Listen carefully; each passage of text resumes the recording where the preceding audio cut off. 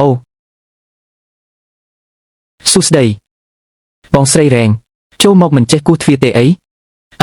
តម្លៃបេះដូងរបស់យ៉ានវ៉ាស៊ុងបង្កើនតម្លៃបេះដូងបច្ចុប្បន្នគឺ15តើមានរឿងអីហ្នឹងត្រូវគេមើលហើយមិនត្រឹមតែមិនខឹងថែមទាំងបង្កើនពិន្ទុពេញចិត្តទៀតចិត្តមនុស្សស្រីពិតជាពិបាកយល់ណាស់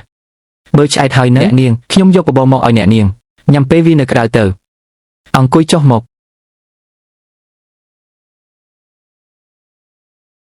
ចាស់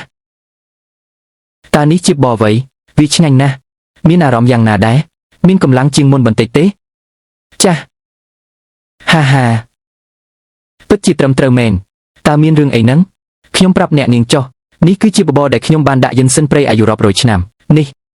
ខ្ញុំថាខ្ញុំបានជួយអ្នកនាងមិនអាចជួយទេបានទេបបរមួយចាននេះប្រាក់មួយដំឡឹង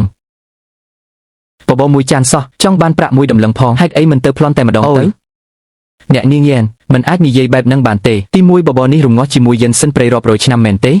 ទី2អ្នកនាងស្នាក់នៅផ្ទះខ្ញុំហើយបន្ទាប់មកទៀតខោអាវដែលអ្នកនាងស្លៀកទាំងអស់សុទ្ធតែជារបស់ខ្ញុំយកប្រាក់5ដំឡឹងក៏មិនហួសហេតុដែរមែនទេនៅកន្លែងដាច់ស្រយាលបែបនេះតើលោកទៅរកយិនសិនព្រៃរាប់រយឆ្នាំពីណាបានច្បាស់ជាចង់បោកប្រាក់ខ្ញុំហើយ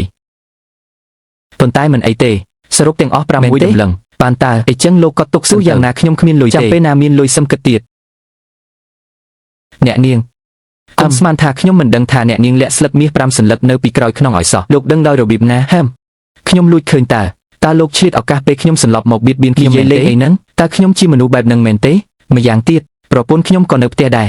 ទោះបីខ្ញុំមានគំនិតបែបហ្នឹងក៏មិនហ៊ានដែរនេះអ្នកនាងខ្ញុំសុំសួរអ្នកនាងពីរបីសំណួរថាអ្នកនាងនឹងឆ្លើយតាមការតើលោកចង់សួរអ្វីខ្ញុំសូមប្រាប់ជាមុនហាមសួរសំណួរឯកជនបើមិនដូច្នោះទេទោះលោកសួរក៏ខ្ញុំមិនប្រាប់ដែរអ្នកនាងតើឆ្នាំនេះអ្នកនាងអាយុ30មានកូនហើយឬនៅមានប្តីឬនៅឆ្នាំនេះខ្ញុំទើបតែអាយុ20ឆ្នាំគត់មិនទាន់រៀបការទេប្តីសម្លាញ់នាងខ្ញុំឆ្នាំនេះទើបតែអាយុ20ឆ្នាំគត់មានសមិទ្ធផលអ្វីទេគ្មានកូនទាគ្រាន់តែមើលទៅរាងចាស់ទុំបន្តិចប៉ុណ្ណោះហាមើលទៅពិតជាចាស់ទុំមែនអូយអ្នកកញ្ញាខ្ញុំមិនមែនមានន័យបែបតែយកថាអ្នកមើលចុះរូបរាងត្រលុកត្រលន់ចាស់ទុំហើយសិចស៊ីរឿងនេះមែនហើយក៏មិនមានន័យថាបន្តមកលើខ្ញុំថាមើលទៅចាស់ពេកមែនទេក៏មិនមែនមានន័យបែបហ្នឹងដែរខ្ញុំនិយាយត្រង់ជាមួយអ្នកចុះអ្នកនិយាយកាលពីម្សិលមិញថាឪពុកអ្នកជាមេតបធំអីមែនទេខ្ញុំគ្រាន់តែចង់សួរអ្នកថាហេតុអ្វីបានជាអ្នកត្រូវបានចោរភ្នំចាប់ខ្លួនពួកគេមករកអ្នកមែនទេឬក៏គ្រាន់តែមកបង្កចំនួនធម្មតាឪពុករបស់ខ្ញុំពិតជាមេតបធំការពារភៀកខាងជើងមែនមានឈ្មោះថាយ៉ានប៉េហ្វឺយពួកចោរភ្នំទាំងនោះប្រហែលជាមានបំណងមករកខ្ញុំហើយអូព្រះអើយសំណាងហើយដែលខ្លួនឯងមានចិត្តដែលមិនបានធ្វើអ្វីមិនសមរម្យដាក់នាងបើសិនជាធ្វើឲ្យនាងខឹងខ្ញុំមានប្រព័ន្ធតើ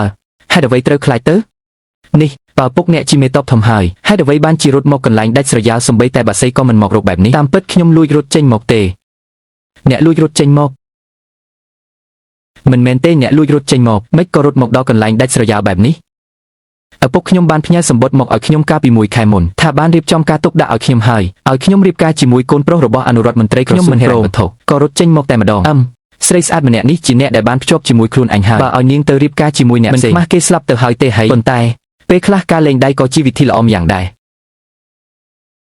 ស្កែនឃើញក្នុងចិត្តម្ចាស់ប្រព័ន្ធមានបំណងចង់ផ្ដាច់ការភ្ជាប់ជាមួយយ៉ានអ៊ូសាឥឡូវនេះសូមធ្វើការដាស់តឿនជាបន្តទី1ប្រព័ន្ធនេះអាចត្រឹមតែភ្ជាប់តែប៉ុណ្ណោះអាចផ្ដាច់ការភ្ជាប់បានដូច្នោះទេនឹងផ្ទុះស្លាប់ជាមួយម្ចាស់ប្រព័ន្ធនៅនឹងកន្លែងគូដែលបានភ្ជាប់ជាមួយប្រព័ន្ធមិនអាចមានទំនាក់ទំនងជាមួយបុរសផ្សេងឡើយបើមិនដូច្នោះទេវានឹងនាំម្ចាស់ប្រព័ន្ធផ្ទុះស្លាប់នៅនឹងកន្លែងដដែលមើលចុះអាប្រព័ន្ធនេះពិតជាធ្វើបាបគ្នាខ្លាំងមែនចេញមកឲ្យយើងចាំមើលថាយើងអាចវាយអញឲ្យងាប់ឥឡូវនេះនៅសល់ពេលមិនដល់2 ខែទៀតទេដល់ថ្ងៃយ៉ានអ៊ូសាំងត្រូវបង្ខំឲ្យនាងត្រូវគេរកឃើញហើយនាំត្រឡប់ទៅវិញមានលំហប្រព័ន្ធទេហើយឲ្យតែនាំយ៉ានអ៊ូសាំងចូលទៅក្នុងលំហគ្មានអ្នកណាអាចរកដានពួកយើងឃើញឡើយ